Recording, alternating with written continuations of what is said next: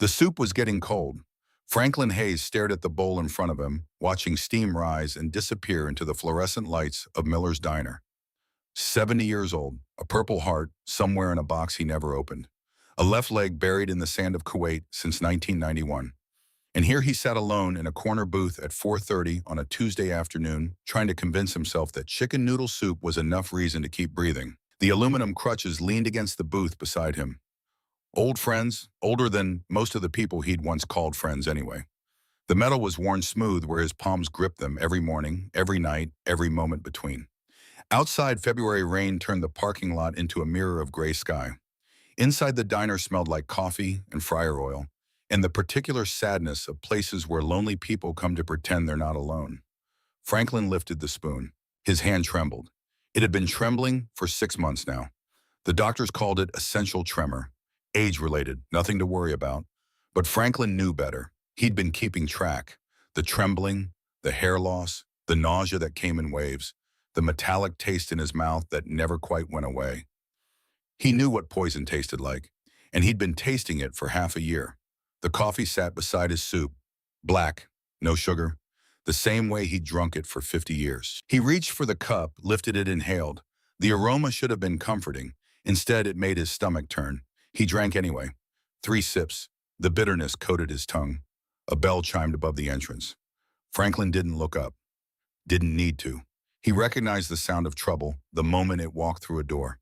50 years of living with fear had given him that gift. The atmosphere changed. Temperature dropped 10 degrees. Conversations died mid-sentence. 3 men entered like they owned the place. Like they owned the whole damn world. The leader was young, early 30s maybe. 6 feet tall, shoulders broad enough to fill a doorway. Prison tattoos crawled up his neck, disappearing into a jawline sharp enough to cut glass. His eyes were the color of dirty ice. Cold. Empty. Hungry. Derek Ashford. Franklin knew the name. Knew the bloodline. Knew exactly who sent him. The 2 men behind Derek were variations on the same theme. One was massive, maybe 6'5", 280, with hands like sledgehammers.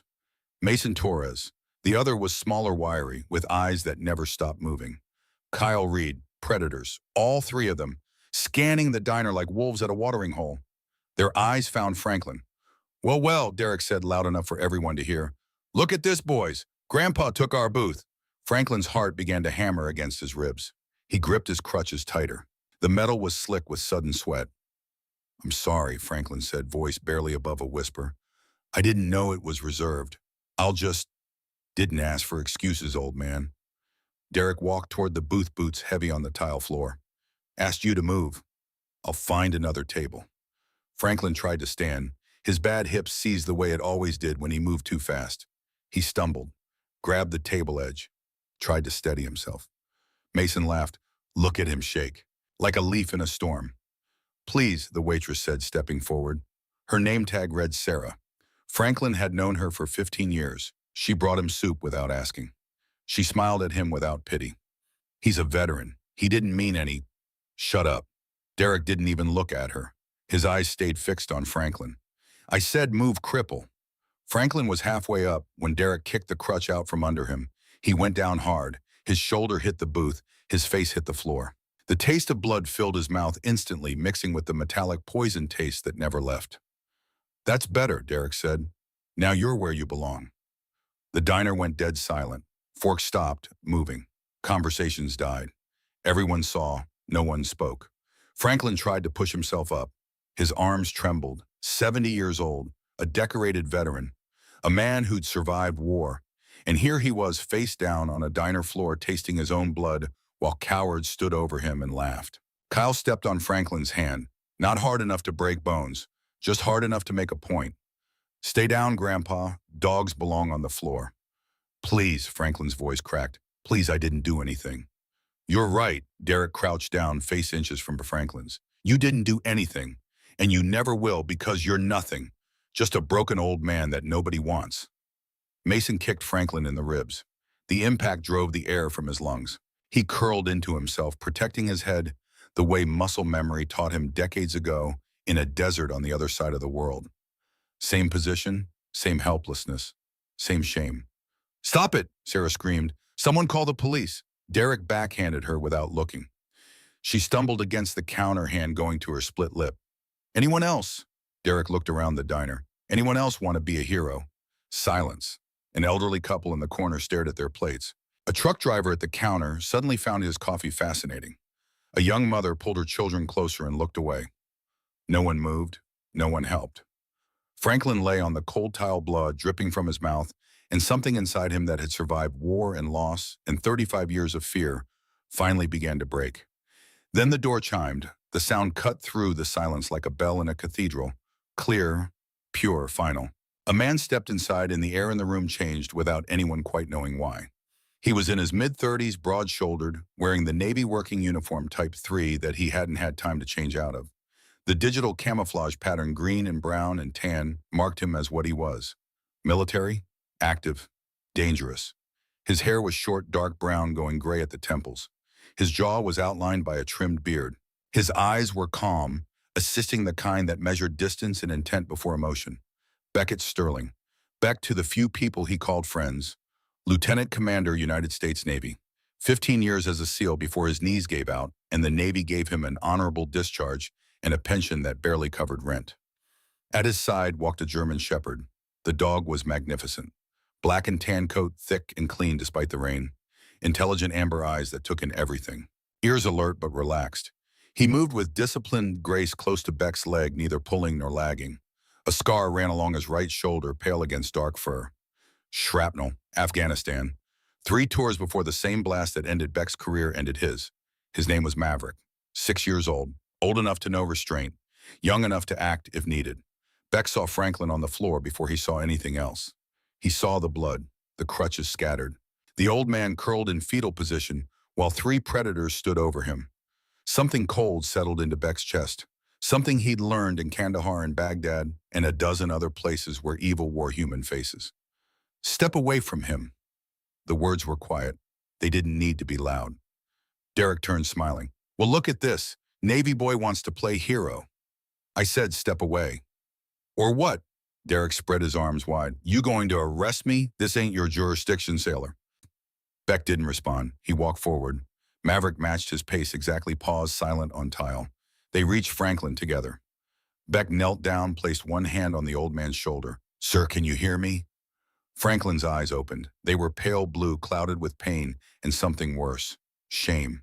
The terrible shame of a man who had once been strong and now couldn't protect himself from cowards. I'm okay, Franklin whispered. Just let them have the booth. No. Beck helped him sit up, moving slowly, checking for injuries. No one's giving them anything. You should leave, Sarah said, her voice trembling. She was holding a cloth to her bleeding lip. These men work for the Ashford family. Do you understand the Ashfords own this town? Beck looked at her. I don't care who they work for. Derek laughed. Hear that, boys? He doesn't care. He pulled a knife from his belt. Tactical blade with a serrated edge. Maybe we should teach him why he should. Maverick's body went rigid. A low growl rumbled from deep in his chest, the sound of a predator recognizing another predator. His amber eyes fixed on Derek with the intensity of a laser sight. Control your mutt, Derek said, or I'll gut it. Beck stood slowly. He positioned himself between Franklin and the 3 men. His posture was open hands visible, but something in his stillness promised violence, if violence was chosen. Put the knife away. And make me. If I have to make you, Beck said. You won't enjoy it. Kyle circled to the left. Mason moved to the right. They were trying to flank him the same way they'd probably flanked dozens of victims before. Beck tracked all 3 without seeming to move his eyes. 15 years as a SEAL had taught him how to count threats while appearing calm. Last chance, he said. Walk away. Nobody gets hurt. Derek's smile widened. You know what I think? I think you're bluffing. I think you're just a guy in a costume pretending to be tough. You're welcome to test that theory. Derek lunged, knife slashing toward Beck's throat in a wide arc that might have worked on civilians who'd never seen combat. Beck moved. It happened so fast that most people in the diner didn't even see it. One moment Derek was attacking. The next moment he was on the ground, his knife hand bent at an unnatural angle, screaming. Beck hadn't even taken a step. He'd simply redirected Derek's momentum, trapped his wrist, and applied pressure until something snapped. Textbook disarm. The kind they taught at Coronado to men who needed to stay alive in close quarters. My hand, Derek screamed. He broke my goddamn hand, Mason charged with a roar. all 280 pounds of him aimed at Beck like a freight train with bad intentions. Maverick hold. The German Shepherd intercepted Mason before Beck even had to move. 65 pounds of trained military canine hit the giant in the chest. Teeth found his forearm. Weight took him to the ground. Mason screamed.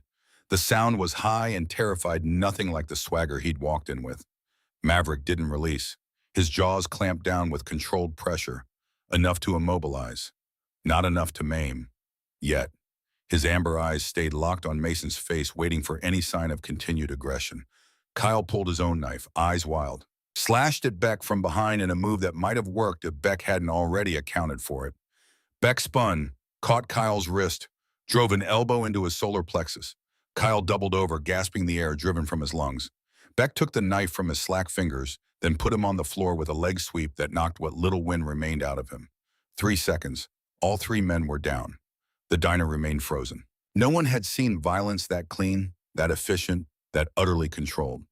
Beck zip-tied Derek's unbroken hand to a table leg, then Kyle's hands behind his back. Then he signaled Maverick to release Mason, who was sobbing and clutching his mangled forearm.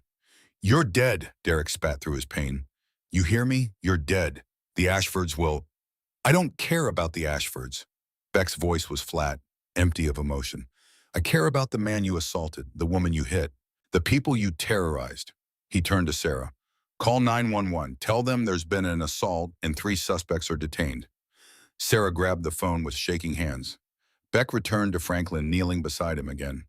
The old man was staring at him with an expression Beck couldn't quite read. Wonder, maybe, or disbelief. "You okay, sir?" "You—" Franklin's voice broke. "You didn't have to do that." "Yes, I did. Nobody ever—" Franklin couldn't finish the sentence. Tears were streaming down his weathered face, mixing with the blood from his split lip. Beck helped him to the booth, retrieved his crutches, steadied him as he sat. Maverick approached Franklin, then nose-sniffing, gently tail giving a tentative wag. The dog seemed to sense the old man's distress and settled beside him, offering warmth and presence. Franklin reached out with trembling fingers and touched Maverick's head. A sob escaped him, then another. 70 years of holding it together in a dog's kindness was what finally broke him. "It's okay," Beck said quietly. "You're safe now." But Maverick wasn't settling. His nose moved from Franklin's hand to the table, to the coffee cup. His body went rigid again. The growl returned different this time. Not aggressive.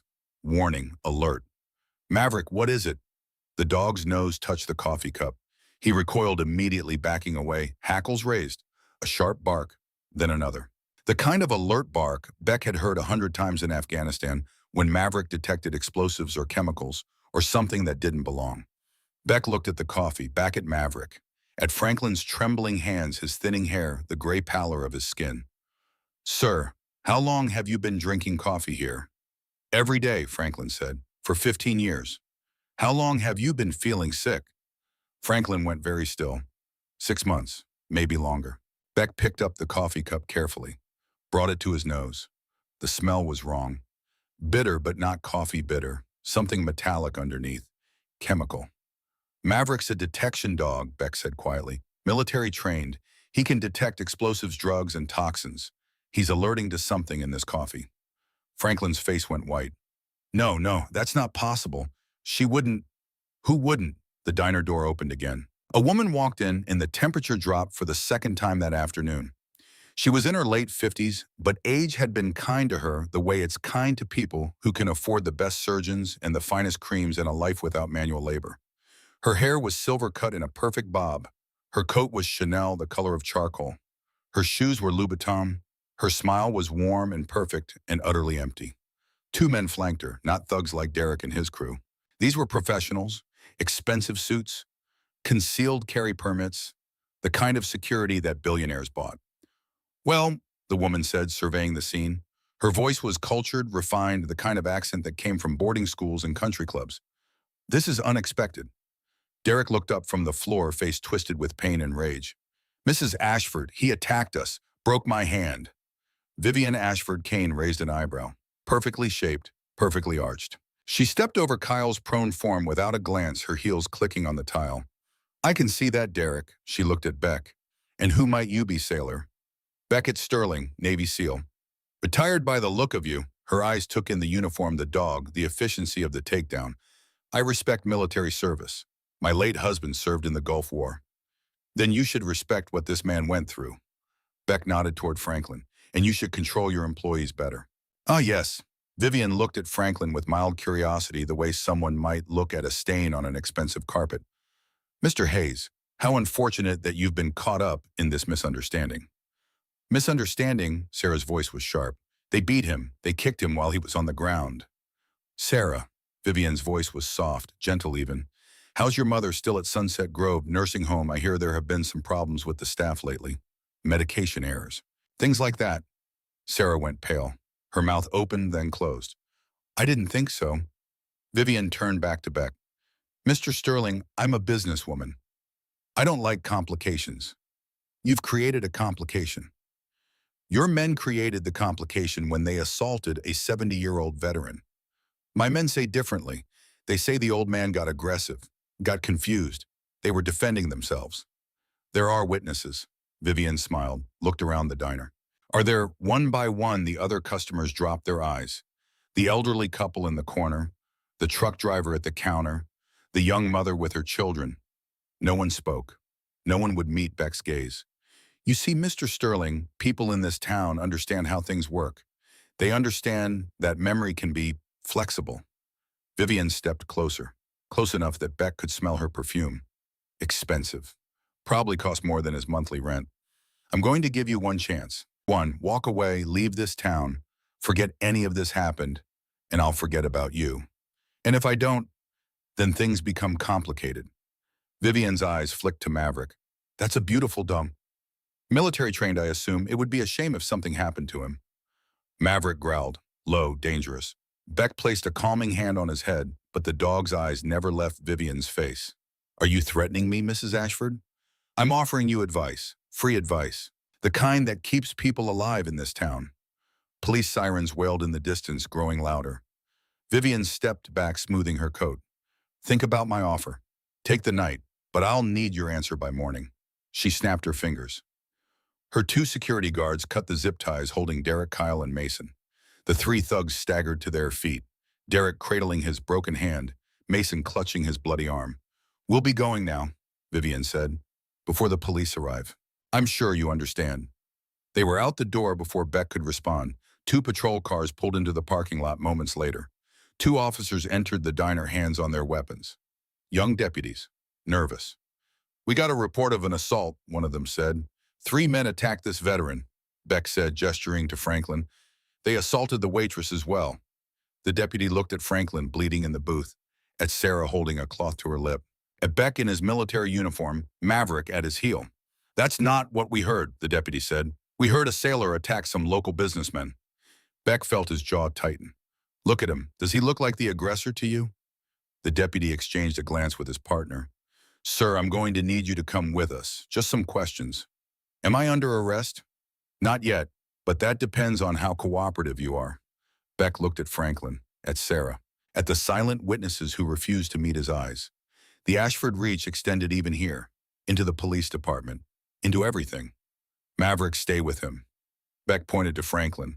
The German shepherd moved immediately, positioning himself beside the old man guarding. Sir, the dog.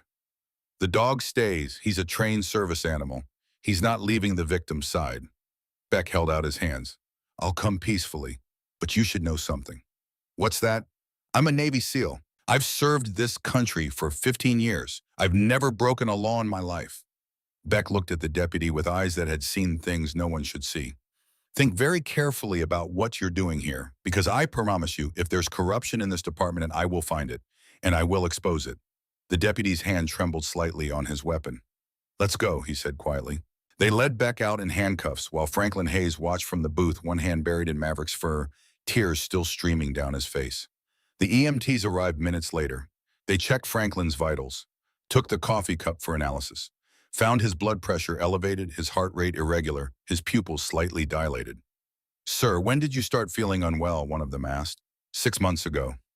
What symptoms? Trembling, hair loss, nausea, metallic taste. The EMTs exchanged glances. We need to transport you to St. Joseph Medical Center. Now. The coffee, Franklin said. Test the coffee. They took him out on a stretcher. Maverick followed, refusing to leave his side despite Sarah's attempts to hold him back. The dog seemed to understand that Franklin needed protection more than anyone else in that diner. At the hospital, they ran tests, blood work, toxicology. The results came back 90 minutes later. Thallium sulfate, 0.83 milligrams per liter, enough to kill a healthy man, more than enough to kill a 70-year-old veteran with a compromised immune system. The attending physician, Dr. Helena Ward, stared at the results with growing horror. "Mr. Hayes, you're being poisoned. Someone has been deliberately poisoning you." Franklin closed his eyes. "I know." "How long have you known?" 35 years. Dr. Ward called the police, called the FBI, called everyone she could think of. And while she made those calls, Franklin Hayes lay in a hospital bed with an IV dripping chelation therapy into his veins, trying to flush out poison that had been accumulating for 6 months, and thought about a woman in a Chanel coat and a smile like a knife. Vivian had found him. After 35 years of silence, after 35 years of hiding, after 35 years of being too afraid to speak, she'd found him. And she was trying to finish what she'd started in 1998. The door to his hospital room opened. Beck Sterling walked in out of handcuffs, Maverick at his side. "They let you go." Deputy Chief ran the security footage, saw the whole thing. "I'm clear." Beck pulled a chair beside the bed. "But you're not. The doctor says you're being poisoned. Thallium, industrial grade." Franklin nodded slowly. "Who's doing this to you?" "The woman you met at the diner. Vivian Ashford Kane." "Why?" Franklin was quiet for a long moment. Then he said, "Because I know she's a murderer, and I have proof." Beck leaned forward. "Tell me everything." And Franklin Hayes, 70 years old, finally ready to stop running, finally ready to stop being afraid, began to speak. 1990 to 1998. I worked as an accountant for a company called Kane Industries. The owner was a man named Richard Kane. Good man, honest, treated me well. Franklin's voice was steady, now strengthened by decades of carrying this weight. He was married to Vivian. She was 31 then. Beautiful, elegant, and absolutely ruthless. What did she do? March 15th, 1998, 21:30 hours. I was working late in Richard's home office. I went to get coffee, saw Vivian in the bathroom. She had a vitamin bottle, B12 capsules. She opened one, poured in white powder from a small vial, sealed it back perfectly. Beck's expression didn't change, but his eyes went cold. "You saw her poison him." Every night, 2200 hours, Richard took his vitamins. Like clockwork. He was meticulous about his health. Franklin's hands trembled. June through November, 1998, I watched him deteriorate, lost 45 pounds, hair fell out, skin turned gray, hands shook, just like mine are shaking now. "Did you report it?" "I tried, went to the police. They laughed me out of the station. The Ashfords owned this town even then. Owned the judges, owned the district attorney." Franklin's voice broke. November 22nd, 1998. Richard died. Massive stroke, the coroner said. He was 52 years old. And Vivian inherited everything. $180,247,650.42. Franklin recited the number like a prayer he'd said every day for 35 years. "I kept the records. Every transaction, every offshore account, every shell company. I kept it all." "Where?" "Safety Deposit Box 2847, First National Bank, Vault B." Beck pulled out his phone, started taking notes. "What happened after Richard died?" "Vivian called me into her office, offered me $2 million to stay quiet. When I refused, she threatened my family, my wife, my son." Franklin's face crumpled. "I was afraid. So I took the money and I ran, moved towns, changed my name, tried to disappear. But she found you. 6 months ago, she walked into Miller's diner, sat down across from me, smiled that perfect smile, said, 'Hello, Franklin. It's been a long time.' That's when I knew. That's when I started getting sick." Maverick whined softly, pushing his nose against Franklin's hand. "Why didn't you go to the police then?" "Because I'm a coward." Franklin looked at Beck with eyes full of shame. 35 years, I've been a coward, watching, staying quiet. Letting evil happen because standing up was too hard, too dangerous, too uncomfortable. You're standing up now. Because I'm dying anyway. The doctor says the poisoning has damaged my liver, my kidneys. Even with treatment, I have maybe 2 years, maybe less. Franklin gripped Beck's arm. "But before I die, I need to stop her. She's killed others. I know she has. and she'll keep killing until someone stops her. Beck stood. Then we stop her. Tonight. We get that evidence and we take her down. It's not that simple. Vivian has people everywhere. Cops, lawyers, judges. Even if we get the records, who will we give them to? I know people in the FBI, federal contacts who can't be bought. Everyone can be bought. Not everyone. Beck's voice was firm. And not me. I didn't serve 15 years to watch murderers walk free because they have money. Franklin studied him for a long moment. Why are you doing this? You don't know me. You could walk away right now. Because at that diner, you reminded me of my father. Beck's voice went quiet. Gulf War veteran. Came home broken. Died alone in a VA hospital while the government argued about his benefits. Nobody fought for him. Nobody stood up for him. Beck met Franklin's eyes. I won't make that mistake twice. The old man's face crumpled. Fresh tears spilled down his weathered cheeks. Thank you, he whispered. Don't thank me yet. Thank me when Vivian Ashford is in handcuffs. Beck headed for the door. Rest. Get your strength back. Tomorrow morning we go to that bank. We get the evidence. And we end this.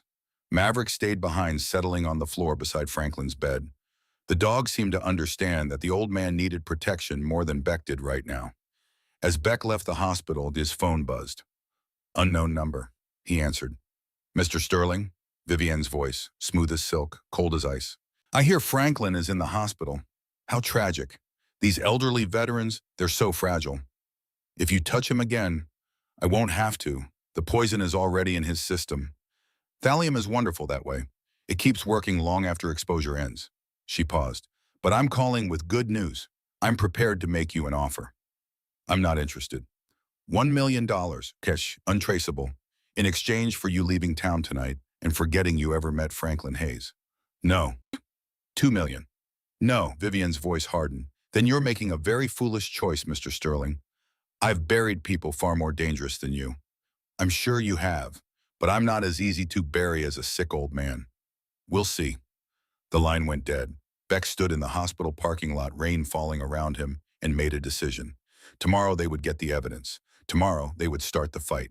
But tonight he would make sure Franklin Hayes lived to see another sunrise. Because some battles were worth fighting, some people were worth protecting, and some evil was too great to ignore. He walked back into the hospital, past the nurse's station, into Franklin's room. Maverick looked up, tail wagging once in recognition. Change of plans, Beck said. I'm staying. If Vivian wants to get to you, she'll have to go through me first. Franklin smiled for the first time in 6 months. She won't like that. Good. Beck pulled the chair closer to the bed, settled in hand resting on Maverick's head. I'm counting on it. Outside, the rain continued. Inside, a 70-year-old veteran finally stopped running, and a Navy SEAL who'd lost his father to neglect prepared to fight for a stranger who reminded him why some things were worth dying for. The battle was just beginning. But for the first time in 35 years, Franklin Hayes believed they might actually win. Morning came cold and gray. Beck hadn't slept. He'd spent the night in that hospital chair, Maverick at his feet watching the door, waiting for trouble that never came. But trouble was patient. Trouble knew how to wait. Franklin was stronger after the chelation therapy. Color had returned to his face. The trembling in his hands had lessened, but his eyes still carried 35 years of fear, and that kind of weight didn't disappear with a night of medical treatment. You ready for this? Beck asked. Franklin looked at his crutches, at his hands, at the window where February light struggled through winter clouds. No, he said, but I'm done waiting to be ready. They left the hospital at 0800 hours. Beck drove his truck, a 10-year-old Ford, with rust on the wheel wells and 200,000 miles on the odometer. Franklin sat passenger side, crutches between his knees. Maverick occupied the back seat, nose pressed to the window ears, rotating at every sound. First National Bank occupied a corner lot downtown. Granite facade, brass fixtures, the kind of old money architecture that promised security and discretion. Beck parked 2 blocks away, scanned the street for surveillance. Old habits. SEAL training never really left you. There, Franklin pointed to a black Mercedes parked across from the bank entrance. That's one of Vivian's cars. She's watching. She's always watching. They entered through the side door anyway. Beck kept his body between Franklin and the street hand resting on Maverick's collar. Inside, the bank smelled like old paper and furniture polish and quiet desperation. The vault manager was a woman in her 60s named Patricia. She recognized Franklin immediately. Her smile faltered when she saw the bruises on his face, the way he leaned heavily on his crutches. "Mr. Hayes, it's been a long time." "Too long, Patricia. I need to access box 2847. She hesitated. "Mrs. Ashford called this morning, said you might be coming. She asked me to notify her immediately if you did." "Are you going to?" Beck asked. Patricia looked at him, at his uniform, at the dog whose amber eyes tracked her every movement, at Franklin, who'd been coming to this bank for 30 years and never caused trouble until now. "No," she said quietly. "Whatever's between you and the Ashfords is your business, not mine." She led them to the vault, steel door 3 feet thick. Combination lock that clicked and hummed. Inside, rows of safety deposit boxes lined the walls like metal coffins. Patricia found box 2847, inserted her key, waited for Franklin to insert his. The box slid out, heavy, packed full. "Take your time," Patricia said, and left them alone. Beck opened the box. Inside, 35 years of evidence lay waiting. Ledgers filled with neat handwriting. Franklin's handwriting. Columns of numbers that told the story of $180 million, moving from joint accounts to sole ownership in the 48 hours following Richard Kane's death. Breakdowns: $87 million in real estate, $52 million in stocks, $41 million offshore. Medical files: Richard Kane's autopsy report from 1998. Cause of death: massive stroke. But stapled to the back, a toxicology report that someone had tried to bury. Thallium level 18.4 milligrams per kilogram, 14 times the lethal dose. Photographs: Richard Kane in his final days. The transformation documented in clinical detail. A healthy man in March, gaunt by June, skeletal by September, dead by November.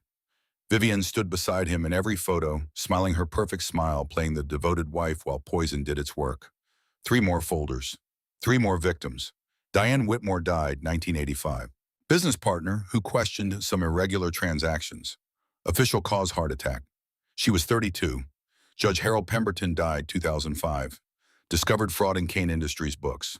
Official cause: stroke. He was 61. Attorney Rebecca Thornton died, 2015.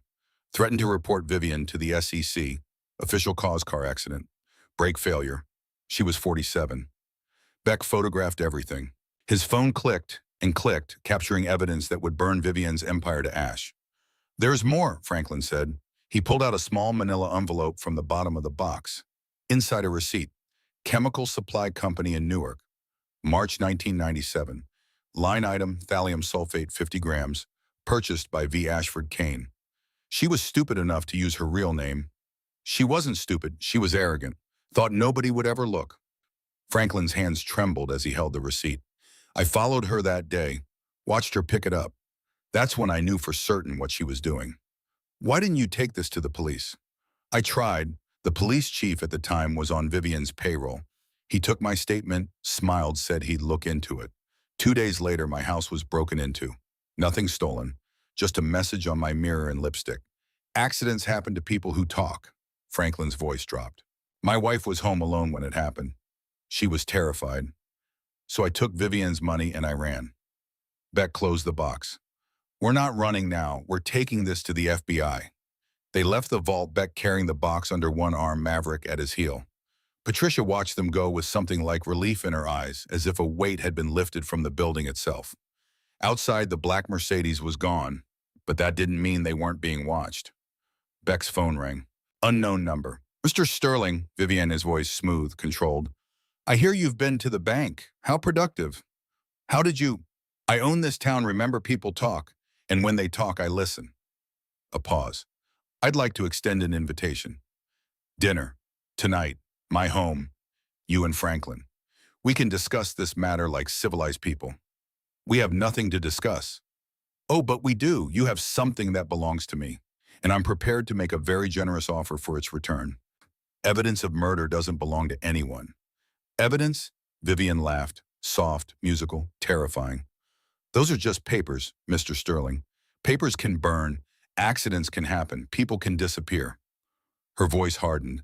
"But if you come to dinner, if you listen to my offer, perhaps we can find a solution that doesn't involve anyone getting hurt." Beck looked at Franklin. The old man nodded. They needed to get inside Vivian's world, needed to see how she operated, needed her to feel confident enough to make mistakes. "What time?" 1900 hours, Ashford Estate. You know where it is. We'll be there. Excellent.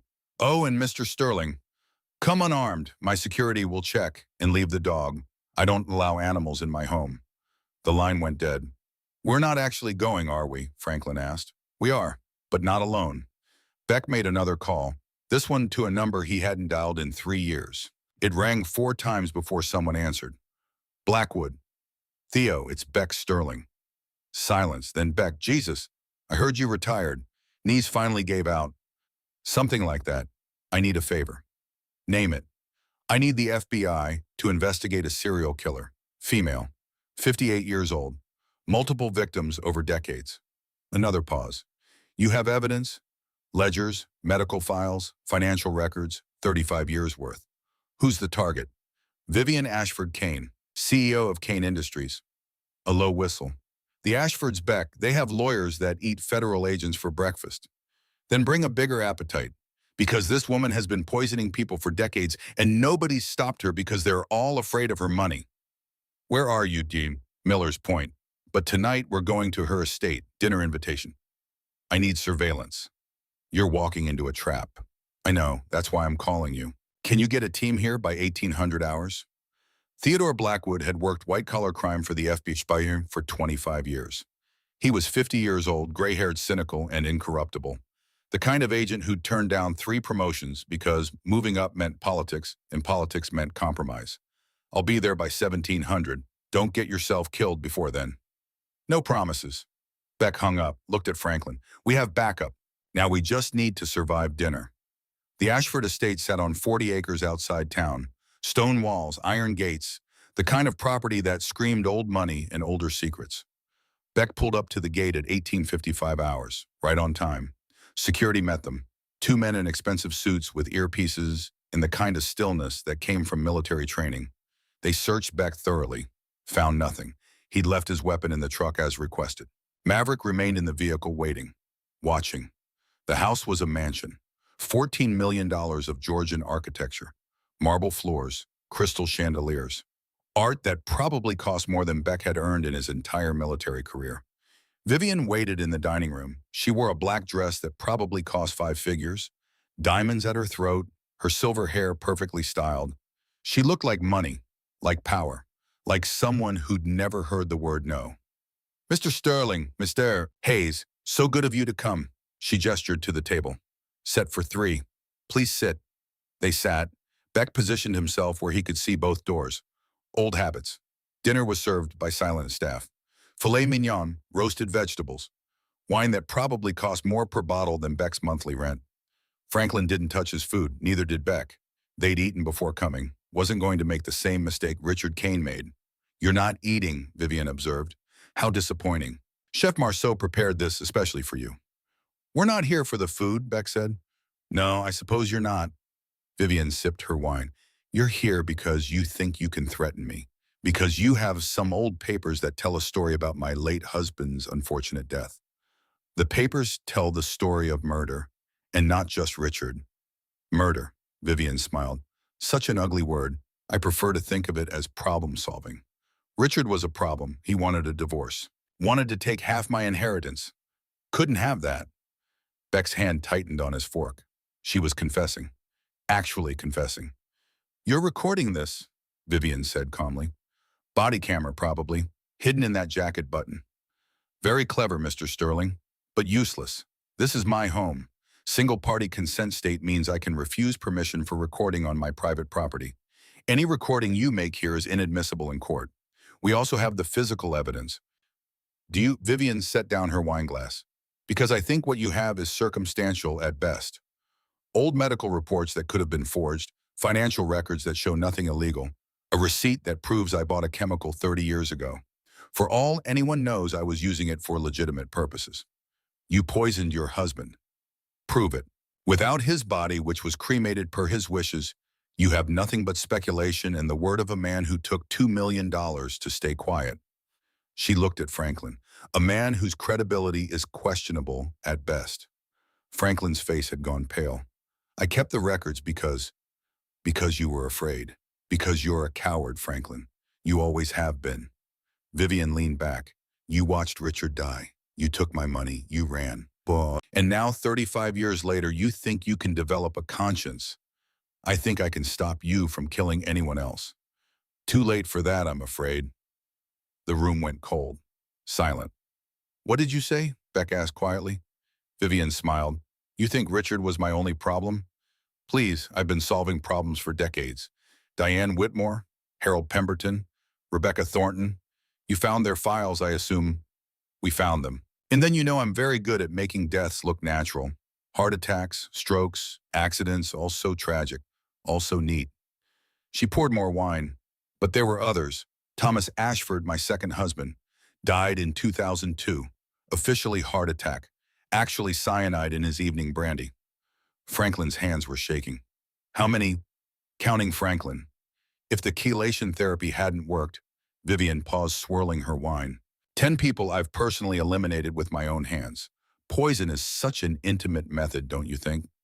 Watching them deteriorate day by day, knowing you're the cause. She walked to the window overlooking the estate grounds. But there were others I didn't poison directly. Car accidents I arranged, fires that started so conveniently, falls that happened at just the right moment, business partners who became obstacles, investors who asked too many questions. She turned back to them. Between 20 and 30 people, I'd estimate. I stopped counting after Richard. The numbers became tedious. Beck's blood ran ice cold. Not 10 victims, not 20, 30, maybe more. The truth is, gentlemen, I enjoy it. The planning, the execution, the watching, seeing them deteriorate, knowing I'm the cause, knowing nobody suspects perfect, elegant Vivian Ashford Kane. Her smile widened. It's the ultimate power, life and death. And I've never been caught. You're caught now, Beck said. Am I? You have a recording I can claim as fabricated. You have old evidence I can claim as circumstantial. You have nothing that will stand up in court, Mr. Sterling. Nothing that can touch me. The dining room door opened. A woman walked in, and everything changed. She was 38, dark-haired, with Vivian's elegant bone structure and eyes that held decades of pain. She wore jeans and a sweater, no jewelry, no makeup. She looked like someone who'd spent years trying not to look like her mother. Hello, Mother. Vivian's perfect composure cracked, just for a second. Lydia, what are you doing here? Stopping you. Lydia pulled a phone from her pocket, hit play. Vivian's voice filled the room, slurred, drunk, confessing. Richard was weak, wanted divorce. I couldn't lose $180 million to some secretary he was fucking. Thallium is perfect. Looks like stroke. Nobody suspects elegant wife. The recording had been made in 2023, 2 years ago. Vivian at her most vulnerable, at her most honest. You recorded me? Vivian's voice was ice. In my own home. I was 10 years old when Daddy died. I watched him waste away. Watched you play the grieving wife. Lydia's voice broke. I found his diary 5 years ago. He knew you were poisoning him. Wrote it all down, but he died before he could tell anyone. That diary proves nothing. No, but this recording does. And it's already in the hands of the FBI. Lydia looked at Beck. Agent Blackwood received it an hour ago, along with your location. This house is surrounded. Vivian moved fast, faster than a woman her age should move. She grabbed Lydia's arm around her throat, something sharp pressed to her ribs. A letter opener from the desk. Pointed, silver, deadly enough. Nobody moves, Vivian said. Or I solve one more problem. Beck was on his feet. Let her go. No, you're going to let me walk out of here. You're going to let me get to my car, and then you're going to forget this ever happened. FBI is outside. You won't make it past the driveway. Then I guess Lydia and I will die together. Mother and daughter. How poetic. The doors burst open. FBI hostage rescue team, 8 agents in tactical gear. Weapons drawn, Theodore Blackwood at the center, gray-haired and grim. Vivian Ashford Kane, release the hostage, now. Vivian pressed the letter opener harder. Lydia gasped. A thin line of blood appeared on her sweater. I'm walking out of here, Vivian said. All of you are going to let me. Or she does. You're not walking anywhere, Blackwood said. We have your confession on recording. We have forensic evidence. We have decades of murder documented and ready for prosecution. It's over. It's never over. I have lawyers. I have judges. You have nothing. Franklin's voice, quiet, firm. Your judges are being arrested as we speak. Your lawyers are turning on you. Your empire is falling, Vivian, and you're just a murderer in an expensive dress. Something in Vivian's eyes changed. The perfect mask cracked completely. Fury. Pure, incandescent. You did this. After everything I gave you. After I let you live. You didn't let me live. You just took longer to kill me. Vivian screamed, a sound of pure rage. She threw Lydia aside, lunged at Franklin with the letter opener raised. Beck moved. Training took over. Muscle memory. 15 years of protecting people who needed protecting. He intercepted Vivian mid-lunge, caught her wrist, twisted. The letter opener clattered to the marble floor. He swept her legs, put her down hard knee, in her back arm, twisted behind her. You're done, he said quietly. It's over. FBI agents swarmed, cuffed Vivian, read her rights. She didn't resist. Just lay there, perfect hair, perfect dress, wrinkled, perfect life, shattered. But as they hauled Vivian to her feet and began processing the scene, Beck heard Maverick bark from outside. Not the alert bark, something different. Distressed. He ran, out the dining room, through the marble foyer, out the front door to where his truck was parked. Maverick was on the ground beside the vehicle, convulsing, foam dripping from his jaws. His amber eyes were unfocused, rolling back. No, no, no, no. Beck dropped to his knees, caught the dog before another convulsion hit. Maverick, stay with me, boy. Franklin appeared beside him, moving faster than he should on crutches. What happened? I don't know. He was fine. Beck's hands moved on autopilot, checking vitals. Gums gray, pulse thready, shallow breathing. Lydia ran up, phone already out.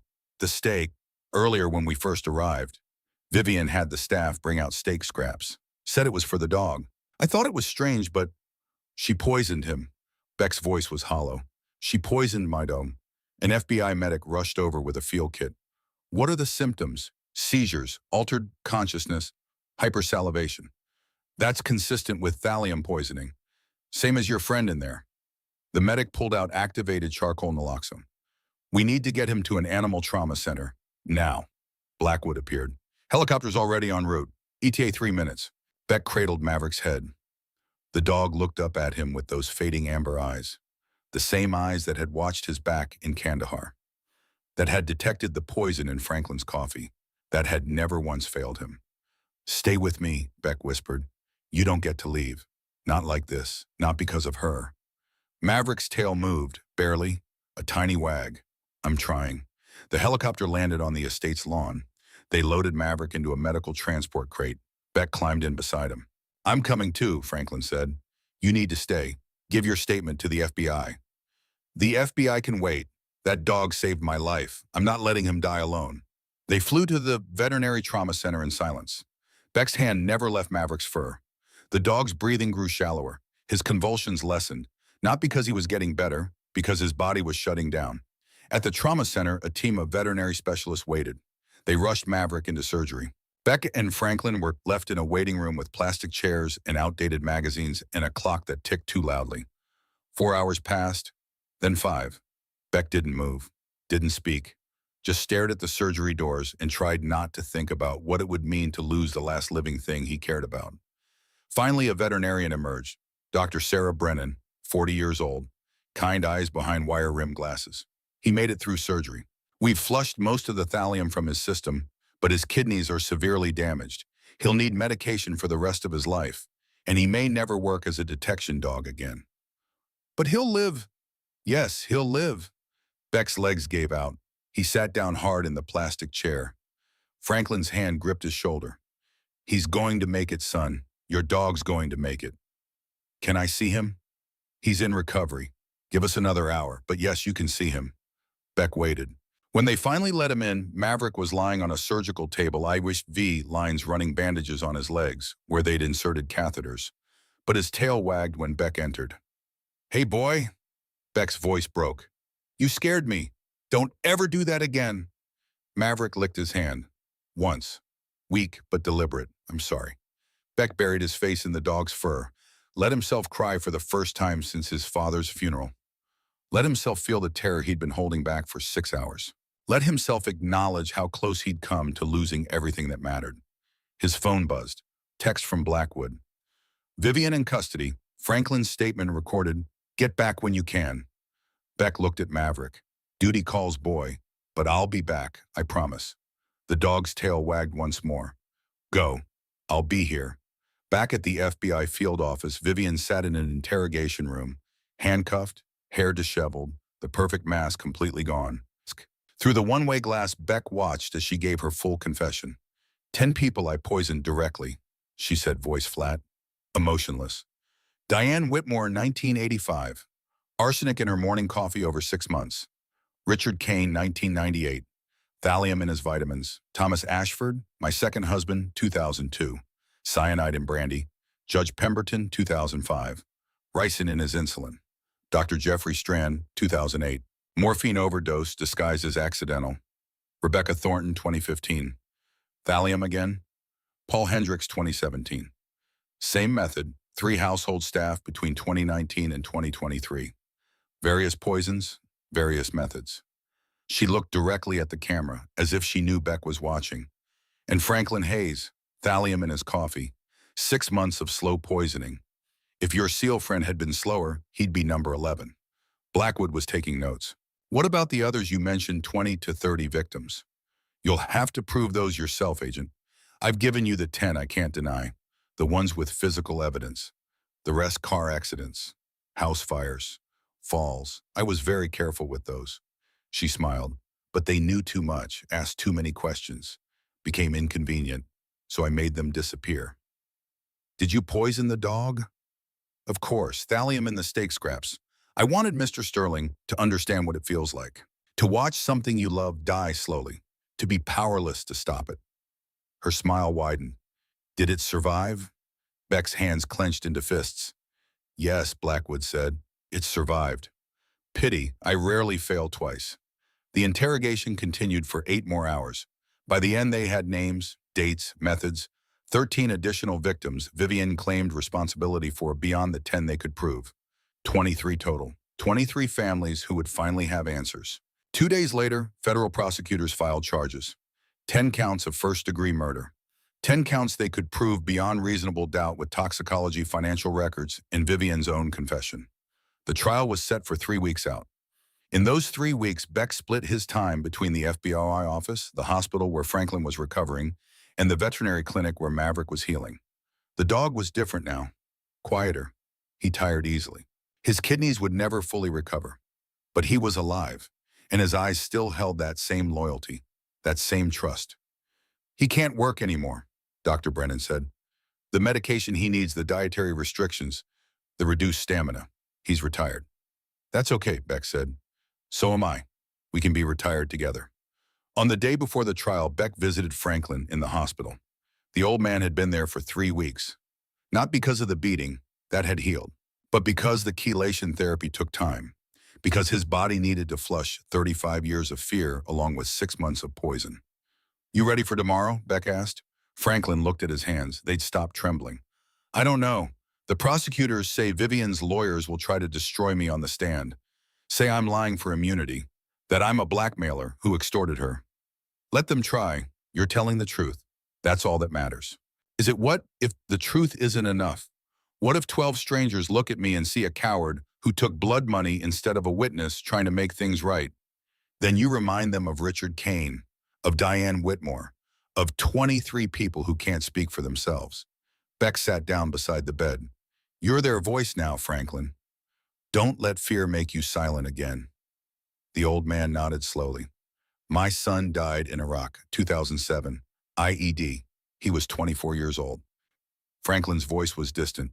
I never got to tell him I was proud of him. Never got to say the things fathers should say to their sons. He knew. Did he? Because I spent his whole life being afraid. Afraid of Vivian, afraid of standing up, afraid of doing the right thing. Franklin looked at Beck. You remind me of him. The way you stand up, the way you fight, the way you protect people who can't protect themselves. Your son was a soldier. He protected his country. That's nothing to be ashamed of. And I'm a coward who watched people die and stayed silent. That's everything to be ashamed of. You're testifying tomorrow. That's not silence, that's courage. Franklin smiled sadly. Better late than never, I suppose. The next morning, they drove to the federal courthouse together. Beck in his service uniform. Franklin in a suit he hadn't worn in 30 years. Maverick rode in the back wearing a service dog vest, moving slower but still determined to protect. The courthouse was packed, media everywhere, cameras, reporters. Everyone wanted the story of the elegant billionaire who'd poisoned her way to fortune. Inside, Vivian sat at the defense table. Navy Armani suit, hair perfect, makeup flawless. 6 attorneys surrounding her, led by Marcus Rothstein, the lawyer who'd gotten serial killers acquitted. The trial began. The jury filed in at 0900 hours. 12 faces, 7 women, 5 men, ages ranging from 28 to 73. They looked at Vivian, at Franklin, at Beck sitting in the gallery with Maverick at his feet. Judge Eleanor Hartwell called the court to order, 62 years old, iron gray hair, a reputation for fairness that bordered on legendary. The People versus Vivian Ashford Kane, 10 counts of first-degree murder. How does the defendant plead? Rothstein stood. Not guilty, Your Honor, on all counts. Prosecutor Catherine Wells rose for her opening statement. 48 years old, 22 years with the DOJ. She'd put away mob bosses and corrupt politicians. But this case felt personal. Her own mother had died of a mysterious stroke 10 years ago. Ladies and gentlemen of the jury, over the next 2 weeks, you will hear a story about power and poison. About a woman so obsessed with wealth that she killed for it. Not once, not twice. 10 times that we can prove. Possibly 23 times in total. She walked toward the jury box. The defendant, Vivian Ashford Kane, presents herself as elegant, refined, philanthropic. She donates to hospitals, sponsors museums, attends church every Sunday. But beneath that perfect exterior lives a predator who uses thallium sulfate the way others use guns. Wells pulled up a photograph. Richard Kane, healthy, March 1998. This is Richard Kane, Vivian's first husband, age 52, perfect health, ran marathons. Click. Richard in June, thinner. Click. September, skeletal. And this is Richard 4 months later, dead by November. Official cause stroke. Actual cause murder by thallium poisoning administered over 8 months. She turned to face Vivian, and the person who murdered him sits right there. Rothstein objected. Argumentative. Sustained, or Judge Hartwell said. Ms. Wells, facts only. Yes, Your Honor. Wells returned to the jury. The facts are these. Richard Kane died with 18.4 milligrams per kilogram of thallium in his system, 14 times the lethal dose. The prosecution will prove Vivian purchased this poison 16 months before his death, that she administered it daily, that she inherited $180 million within 48 hours of his death, and that she's done this 9 more times since. The opening lasted 45 minutes. Then Rothstein took his turn. He painted Vivian as a victim, a woman who'd lost 2 husbands to tragic illnesses, who now faced prosecution based on the word of Franklin Hayes, a blackmailer who'd extorted her for $2 million. Franklin Hayes is not a hero, Rothstein said. He's a man who saw opportunity in a widow's grief and profited from it.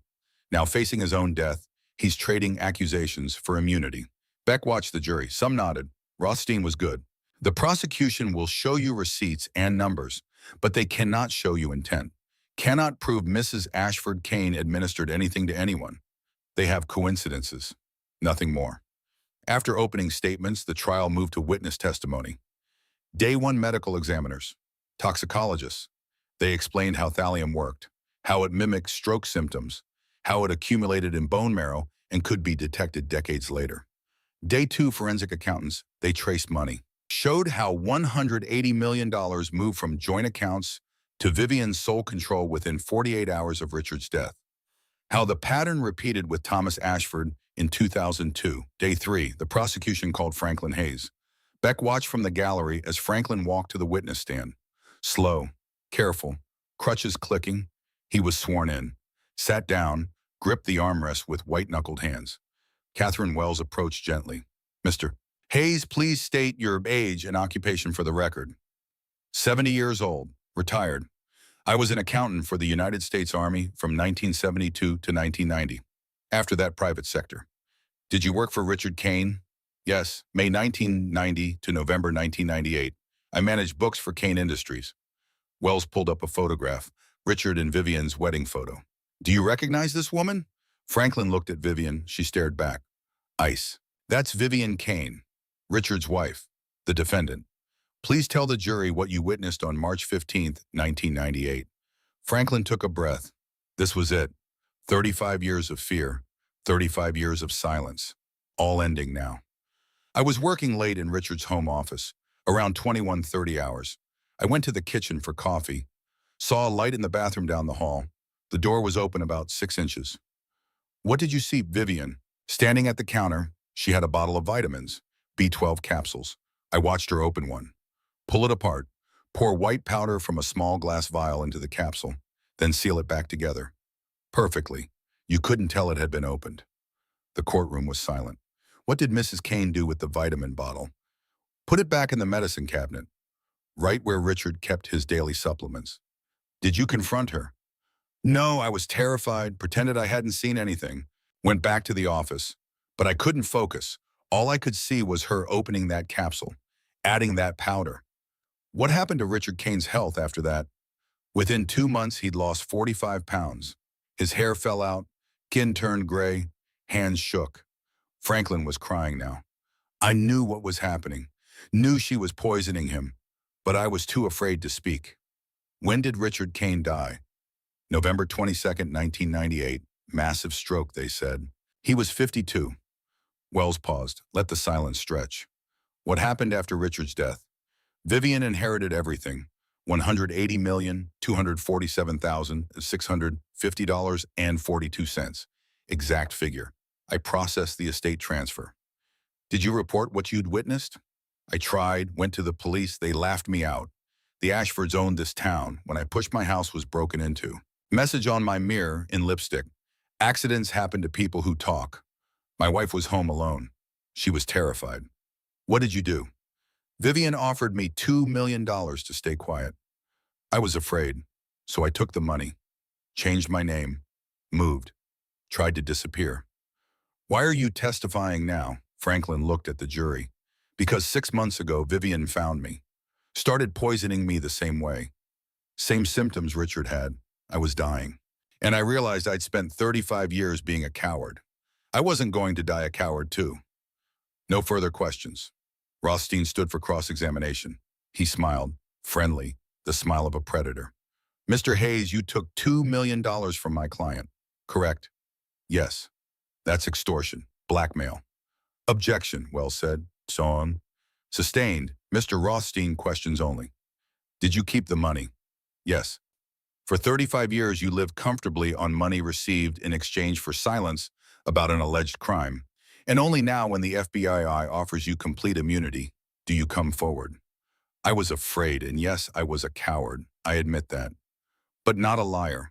Not someone who'd fabricate a story to clear his conscience and avoid prosecution. I'm not lying. Everything I said is true. But we only have your word for that. Your word. The word of a man who's admitted to blackmail. Rothstein leaned in. Why should anyone believe you? Franklin met his eyes. Because I'm the only one who saw what she did. The only one who kept records. The only one who survived long enough to tell the truth. I spent 35 years being afraid, but I'm not afraid anymore. That woman murdered Richard Kane. She murdered 9 others. She tried to murder me, and I'm not going to let her get away with it just because standing up is hard. The courtroom erupted. Judge Hartwell banged her gavel. Rothstein stepped back. No further questions.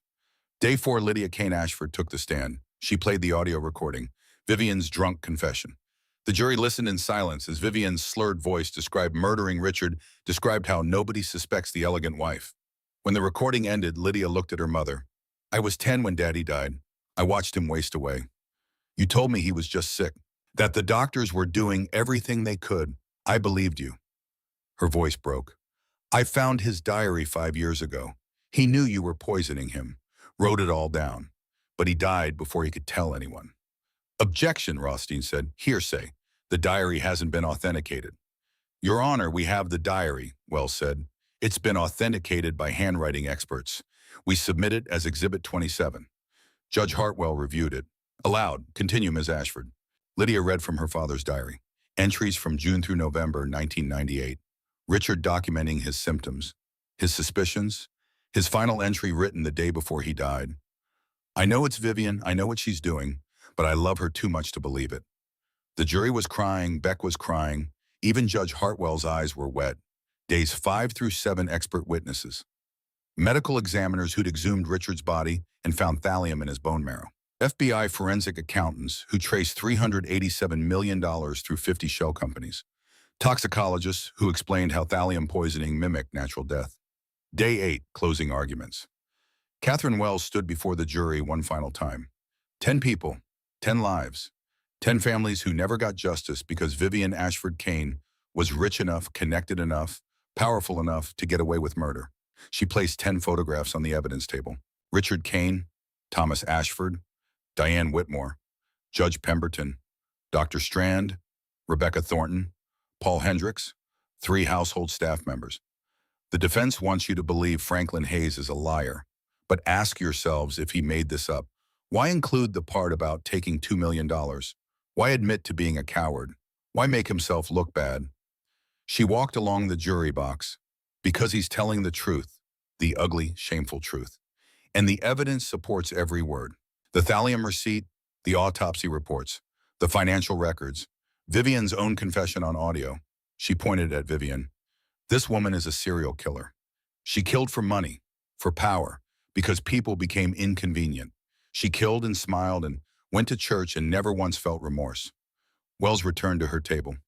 10 people can't speak for themselves. But you can. You can say murder is murder. That wealth doesn't buy innocence. That justice matters. She sat. Rothstein's closing was masterful.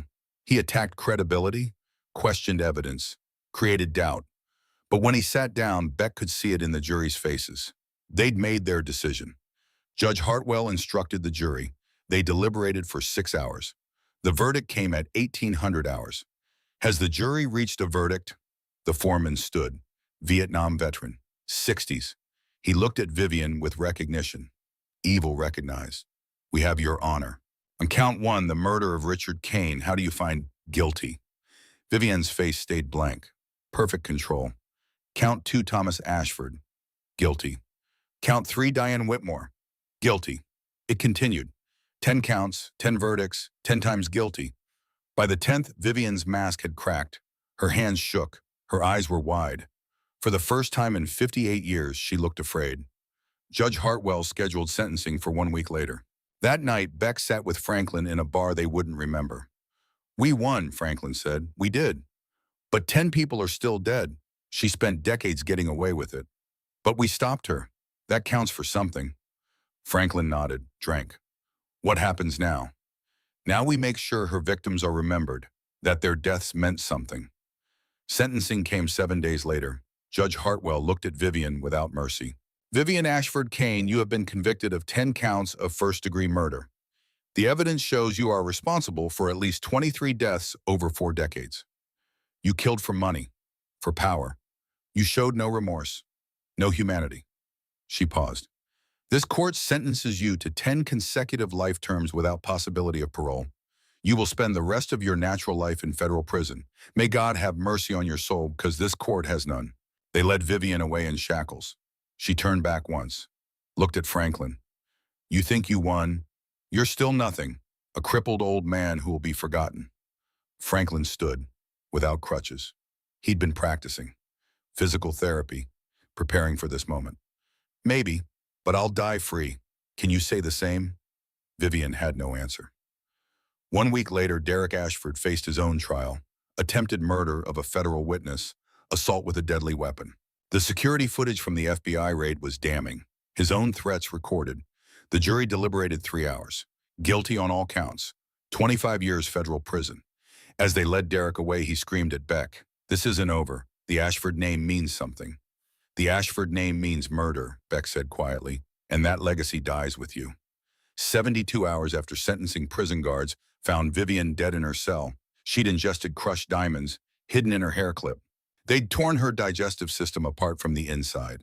Slow, painful, the kind of death she'd given to others. She left a note, handwritten. I killed 23 people over 40 years. 10 you convicted me for. 13 more I'll list here because I want credit for my work. I was magnificent. I controlled everything in life. I control my death too. I regret nothing. The note included names, dates, methods. FBI investigations would take years to verify each claim, but preliminary evidence suggested she was telling the truth. 23 confirmed, 13 more suspected. 36 families who would finally have answers. 2 months after Vivian's death, Lydia called Beck. I want to create a foundation, the Richard Kane Memorial Foundation, dedicated to investigating suspicious deaths, providing free forensic testing, training detection dogs like Maverick, using my mother's seized assets to prevent what happened to my father from happening to anyone else. She pushed a folder across the table. $50 million. Dirty money. Blood money. I want to turn it into something good. What do you need from us? Franklin as chairman? You as director of security. Maverick as our first trained detection dog to help train others. Beck looked at Franklin. The old man nodded immediately. When do we start? 8 months later, the Richard Kane Memorial Foundation held its grand opening. The building was beautiful. Glass and steel. A plaque by the entrance. In memory of 36 lives lost. May their stories bring justice. 200 people attended. Media, law enforcement, families of Vivian's victims. Franklin gave the speech. Standing, no crutches. His voice strong. 35 years ago, I watched evil happen and stayed silent. 23 people died because of my fear. I can't undo that, but I can make sure their deaths meant something. He gestured to the building. This foundation exists because Richard Kane deserves to be remembered, because Diane Whitmore deserves justice, because every victim of hidden violence deserves someone to speak for them. The audience applauded. Then Beck saw the boy, 11 years old, brown hair, standing with a woman who had the same sad eyes. They approached Franklin. The boy clutched a photograph. Mr. Hayes, I'm Timothy Brennan. My dad died in 2019. They said stroke, but it was her. Your testimony proved it. Franklin knelt, eye level. I'm so sorry. If I'd spoken sooner. No, Timothy shook his head. My mom says you're a hero. You stopped her. He held out the photograph. His father, smiling, holding baby Timothy. Thank you for giving my dad justice. Franklin took the photo, tears streaming. He pulled Timothy into a hug. The boy clung to him. Beck watched. Maverick sat beside him, moving slower than before. His damaged kidneys meant medications, dietary restrictions, early retirement, but his tail wagged, gentle, content. Good boy, Beck whispered. We did it. Later, Beck and Franklin stood on the building's roof, looking over Miller's Point, the town that had once feared the Ashford name, that now lived free. Maverick sat between them, moving slower, tiring easier, but alive. His amber eyes still held loyalty, still held trust. You doing okay, boy? Beck scratched his ears. Maverick looked up, wagged his tail once. I'm here. That's enough. He saved my life, Franklin said. At that diner. Without him, I'd be dead. He saved a lot of lives, including his own when Vivian tried to take him from us. Survivors, Franklin said. That's what we are. Survivors who fight back. Beck's phone buzzed. Text from Blackwood, new case, woman in Connecticut. 3 husbands dead, all natural causes. Sound familiar? Beck showed Franklin. What do you think? The old man asked. I think evil doesn't stop. I think there are more Vivian out there, more victims who need someone to speak. Franklin nodded. Then we speak. They walked back inside, past the memorial wall, 36 names, 36 stories. At the bottom, someone had added a quote. Franklin's handwriting, it's never too late to do the right thing. Beck paused. Read it again. Felt something shift in his chest. They left the building as light faded. Timothy and his mother were still there, placing flowers by the memorial, saying goodbye to a father stolen by greed. Franklin approached them. If you ever need anything, call this foundation. We're here. Timothy's mother hugged him. Thank you for being brave. I wasn't brave, I was terrified, but I had help. He gestured to Beck and Maverick. They taught me courage is an absence of fear. It's choosing to act despite it. He knelt beside Timothy. Your father deserved better. Because of what happened, we're making sure it doesn't happen to anyone else. That's his legacy. Timothy nodded, wiped his eyes. Will you catch her, the woman in Connecticut? We'll try. Good. Nobody should lose their dad like I did. They drove into the night. 3 warriors, one old, one tired, one with 4 legs and damaged kidneys but unbreakable spirit. Ready for the next battle? Beck asked. No, Franklin said honestly, but I'm ready to fight anyway. Because that's what soldiers did, even after the war, even after victory. They kept fighting, kept protecting, kept standing watch, and somewhere in the darkness, evil waited. But this time, evil would find 3 souls who refused to look away, who refused to stay silent, who refused to let another victim go unavenged. the battle was never over. But as long as men like Franklin found their courage, warriors like Beck stood guard, and dogs like Maverick detected danger, evil would never win. Not tonight, not tomorrow, not ever. The road stretched ahead, dark, endless, full of possibility. Behind them, in a building that would stand as testament to lives lost and lives saved, a light stayed on through the night. Justice delayed is not justice denied, and it's never too late to do the right thing, never.